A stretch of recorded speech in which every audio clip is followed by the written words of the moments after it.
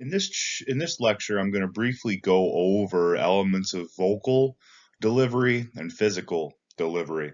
So what we go over in this lecture really centers on the behaviors you should be doing while giving your speech. We'll cover first kind of how to use your voice effectively, and then we'll dive more specifically into how to use your body more specifically when delivering any sort of presentation or speech. The goal when it comes to your voice is really vocal variety. And vocal variety really is exactly what it sounds like. It's not being monotone, it's not being static. It's really all about having differences in terms of your rate, your volume, and your pitch. So while giving a speech, what you want to avoid is standing at the front of your audience and speaking like a robot throughout the entire speech without any kind of vocal inflections, any changes in rate, or any changes in volume. You do not want to sound like this when you're delivering any kind of speech, right? You don't want to sound like that. You want to have different inflections. You want to be louder at times. Maybe you want to be quieter at times. Maybe you want to talk really, really fast about something at a certain point to lead up to something where you slow down just a little bit to emphasize that. So, again, the goal with how you use your voice is really all centered on variety and just changing it up and mixing it up as you go. So, to start is rate and volume. And again, rate really refers to how fast or slow you speak, and volume talks, it gets to how loud or soft you speak. So again, there might be times where you want to speed things up, you want to get to an endpoint really, really quick just to slow down and really emphasize what it is that you were speeding up to get to. So you want to talk sometimes faster, sometimes you want to talk slower. The key with rate is you do not want to, throughout the speech, talk so fast throughout the entirety of the speech that your audience can't keep up with you.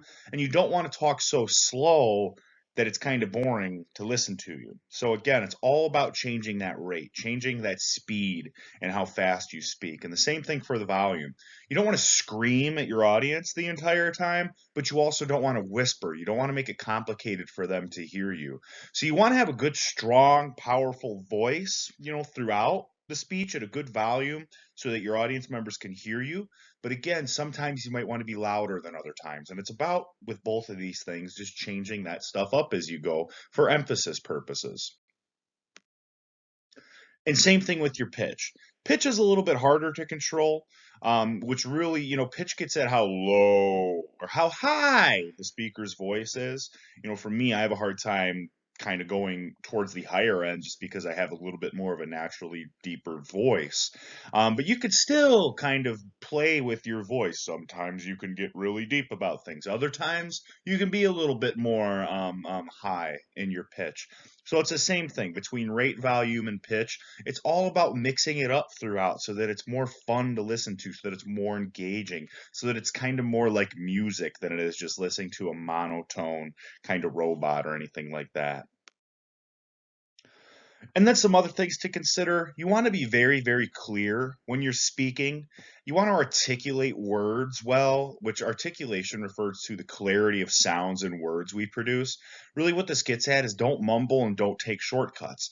Don't say things like I'm gonna or we're gonna. Say I'm going to. Don't say things like I wanna or didn't or anything like that. Say did not. Say want to. Articulate full words and say them the right way. Don't mumble.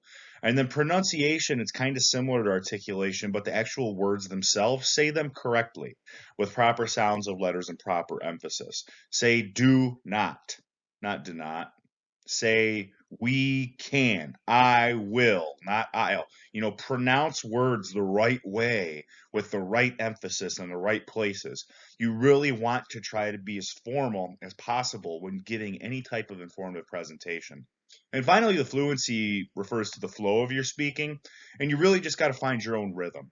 You got to find your comfortable pace, you got to find your own rhythm as you're speaking so that it's fluent and it's easy to follow and it doesn't bore people and it doesn't get confusing for people. Try to limit any kind of interruptions like pauses and things like that. And also try to avoid vocal fillers.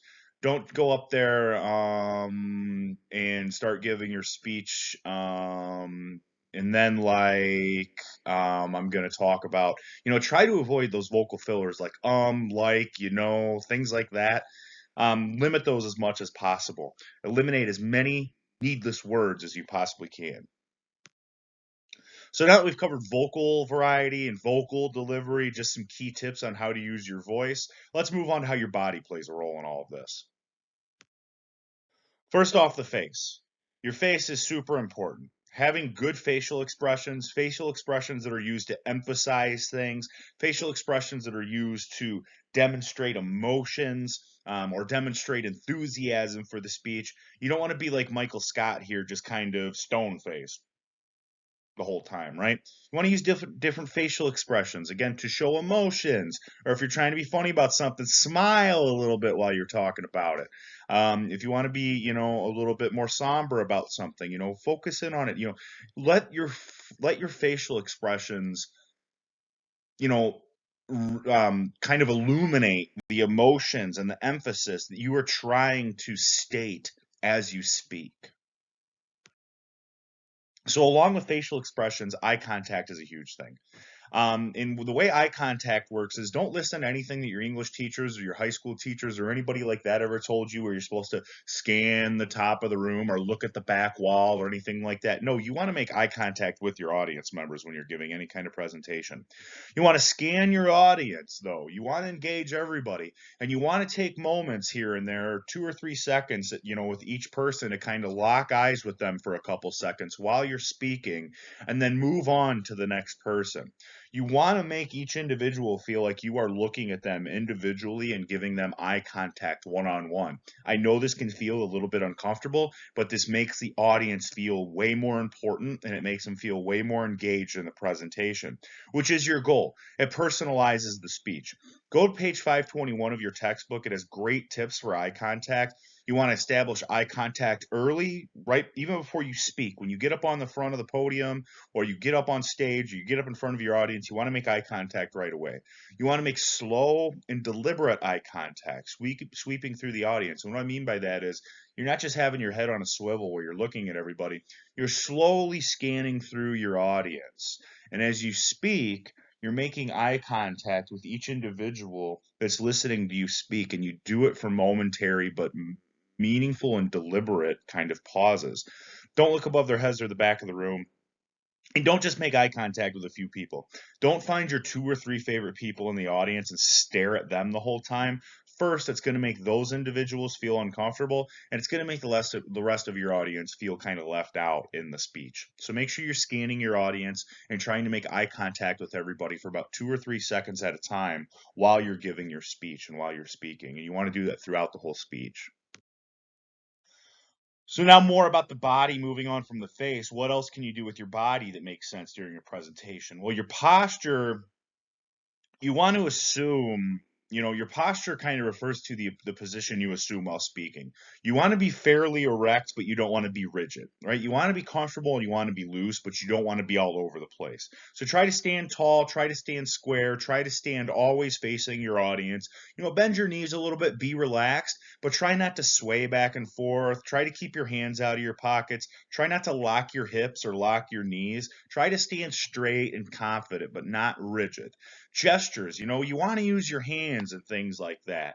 But make sure that this isn't over the top. You don't want your hands doing stuff the whole time while you're speaking. It's just going to distract your audience while you're talking. But if you want to put emphasis on something, or if you want to list something and use your hands in meaningful ways like that, or if you want to, if you're drawing a circle, if you want to use your hands in ways that kind of, characterize something or describe something or create an image for something, you can do that too.